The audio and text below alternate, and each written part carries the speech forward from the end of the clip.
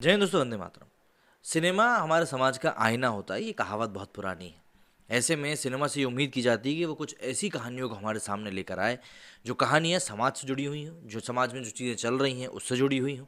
लेकिन हाल फिलहाल में देखा गया है कि बॉलीवुड कई बार ऐसी कहानियों के साथ हमारे सामने आ जाता है जो कि काफ़ी ज़्यादा हाइपोथेटिकल होती हैं, मतलब सच्चाई से इतना दूर होती हैं कि आपको उसे देखकर वाकई में एक सपने जैसी ही फीलिंग आती है। ऐसे में करण जौहर की जो मूवीज़ सामने आती हैं, उन मूवीज़ के बारे में तो अक्सर ऐसा ही कहा जाता है कि इन मूवीज़ में कोई सच्चाई नहीं होती, ये हर एक चीज़ें काल्पनिक घटनाओं से ही प्रेरित होती हैं और इतनी ज़्यादा काल्पनिक होती हैं कि इसमें डिस्क्लेमर भी नहीं डालना पड़ता। बहरहाल कई मौक़ों पर कुछ मूवीज़ ऐसी भी सामने आती हैं जो कि कुछ ऐसे मुद्दों से जुड़ी हुई होती हैं, जो मुद्दे शायद हमारे समाज में उठना कहीं न कहीं अब बंद हो चुके हैं, लेकिन उनका उठना काफ़ी ज़्यादा ज़रूरी है। क्योंकि जो चीज़ है, वो चीज़ है। उसको अगर आप एक्सेप्ट नहीं करोगे, तो कहीं न कहीं आप उसको नेग्लेक्ट करोगे और अगर जहाँ पे आप नेग्लेक्ट करना शुरू कर दिया, वहाँ पर आप किसी न किसी की ज़िंदगी के साथ ज़रूर खिलवाड़ करोगे। ऐसे में राजकुमार राव भूमि पेडनेकर की बधाई दो हमारे सामने आई है, जिसमें कि एक अलग कहानी को हमारे समाज से जोड़कर दिखाया गया है। और जो कहानी है, जो कहानी में जो पात्र हैं, वो पात्रों का जो नेचर है, वो आज के समय में एक बहुत बड़ी वैश्विक मूवमेंट भी बनता जा रहा है।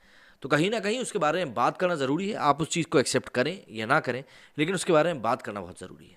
आमतौर पर कहा यही जाता है कि हिंदी सिनेमा में कहानियों की कमी है। टाइम समूह की फिल्म प्रोडक्शन कंपनी जंगली पिक्चर्स ने इस मामले में उदाहरण पेश करने की समय-समय पर तारीफ लायक कोशिशें की हैं और इसके प्रबंधन ने लीक से हटकर फिल्मों को न सिर्फ सहारा दिया है, बल्कि ए फिल्म्स और जी स्टूडियोज जैसे दिग्गज वितरकों के जरिए इन्हें हिंदी सिनेमा के दर्शकों तक पहुंचाने की भी पूरी कोशिश करी है। लेकिन 2022 में सिनेमा बदल रहा है। हिंदी सिनेमा को भी इस ट्रेन में बैठना ही पड़ेगा, नहीं तो ये कहीं ना कहीं पीछे छूट जाएगा। फिल्म बधाई दो इसी फ्रेंचाइजी की पिछले फिल्म बधाई हो कि एक मतलब जो सामाजिक और पारिवारिक ताने बाने में वर्जित विषय पर बनी हुई एक फिल्म है। देखा जाए तो ये फॉर्मूला आयुष्मान खुराना का है कि एक वर्जित विषय को किसी पारिवारिक पृष्ठभूमि में डालकर एक कहानी रच दी जाए। दिक्कत इस फॉर्मूले में अब ये आ रही है कि इसमें वर्जित विषय तो फिल्म दर फिल्म बदल जा रहा है, लेकिन इसकी पारिवारिक पृष्ठभूमि तकरीबन एक जैसी हो चली है। आयुष्मान की पिछली फिल्म चंडीगढ़ का आशिकी इसी के चलते फ्लॉप हुई और अब बधाई दो के सामने भी बॉक्स ऑफिस की तगड़ी चुनौती है। कोरोना की तीसरी लहर के बाद राजकुमार राव पर फिर दर्शकों को सिनेमाघरों तक खींचकर लाने की वैसी ही जिम्मेदारी है जैसी पहली लहर के बाद उन्होंने अपनी फिल्म रूही के जरिए उठाई थी। संयोग ये है कि राजकुमार राव दोनों फिल्मों में अपने हिस्से का काम बखूबी करने में कामयाब रहे। इस बार उनकी जोड़ीदार भूमि पेडनेकर है। आयुष्मान की तरह ही भूमि को भी ऐसी फिल्में करने का श्रेय दिया जाना चाहिए जिसमें हीरोइन लंबी, पतली, सुंदर और गोरी नहीं होती। वो हिंदुस्तानी लड़कियों की नई हिम्मत है। वे लड़कियां जो दिन भर मोबाइल, टीवी और कंप्यूटर पर दिखने वाले विज्ञापनों की तरह परफेक्ट नहीं बनना चाहती। फिल्म बधाई दो की कहानी में ट्विस्ट भी ऐसे ही आता है। इसके किरदार भी परफेक्ट नहीं है। हीरो पुलिस वाला तो है और हीरोइन जहाँ टीचर है, लेकिन दोनों के घर वाले शादी को लेकर शोर मचाने लगे हैं। लेकिन दोनों की लाइन घर वालों के हिसाब से काफ़ी छोटी है। आदमी के आदमी से और औरत के औरत से प्रेम करने की इस कहानी के पंगे बहुत सारे हैं, कारनामे भी खूब सारे हैं। बस ऐसी कहानियों के आखिर में तार्किक कम ही हो पाते हैं और जो एंड होता है वो कहीं ना कहीं आपको ब्लैंक छोड़कर चला जाता है। फिल्म बधाई दो दो ऐसे लोगों की कहानी है जिनके जीवन इंद्रधनुषी हैं, मतलब कि LGBTQ। इसका समुदाय की कहानियां सिनेमा में लाने के लिए खूब पैसा इस समय दिया जा रहा है। कहाँ से आ रहा है, ये शोध का विषय है, क्योंकि अचानक से इस विषय के ऊपर इतनी ज़्यादा मूवीज़ बनने लगी हैं कि कहीं ना कहीं एक डाउट जाता है। शुभ मंगल ज़्यादा सावधान को ही ले लीजिए, वो भी ऐसे ही विषय पर बनी हुई मूवी थी और काफ़ी ज़्यादा आलोचनाएं भी हुई थी।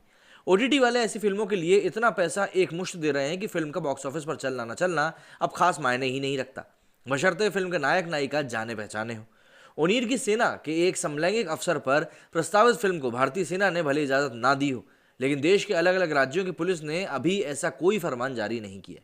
सोचिए, अगर पुलिस ठान ले कि उसको भ्रष्टाचार में लिप्त होने वाली फिल्में रिलीज नहीं होने दी जाएंगी और पुलिस किरदारों पर बनने वाली फिल्मों की स्क्रिप्ट भी पहले मंजूर करानी होगी, तो क्या होगा? तब फिल्म बधाई दो शायद ही बन पाती। और कहीं शिक्षक संघों ने भी ऐसा ही कुछ ठान लिया तो फिर तो पता नहीं क्या होगा। ऐसे करके तो फिर मूवीज़ की कहानियां ही कहीं ना कहीं गायब हो जाएंगी। समलैंगिक पुलिस वाले और समलैंगिक पीटी टीचर की इस कहानी में दोनों के घर वालों को खुश रखने की शादी तक जो बवाल मचता है वो काफ़ी मज़ेदार है ही। फिल्म का असली मज़ा तब आता है जब दोनों का राज खुल जाता है। ये बात तो सही है कि फिल्म अच्छी बनी है, लेकिन फिल्म थिएटर जाकर देखने लायक बनी है कि नहीं, ये कोरोना संक्रमण काल में जान हथेली पर लेकर घर से निकलने की हिम्मत पर निर्भर करता है। सिनेमा में दर्शकों को खींचकर लाने के लिए जरूरी चुंबक जैसा इसमें कुछ नहीं है।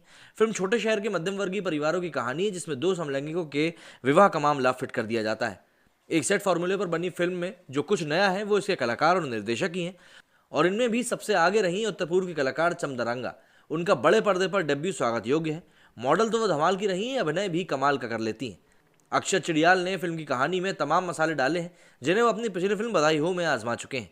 अपनी डेब्यू फिल्म हंटर के 7 साल बाद हर्षवर्धन कुलकर्णी को एक और फिल्म दर्शकों के तक लाने का मौका मिला है और इस बार वो अपने इस प्रयोग में फेल तो नहीं हुए हैं।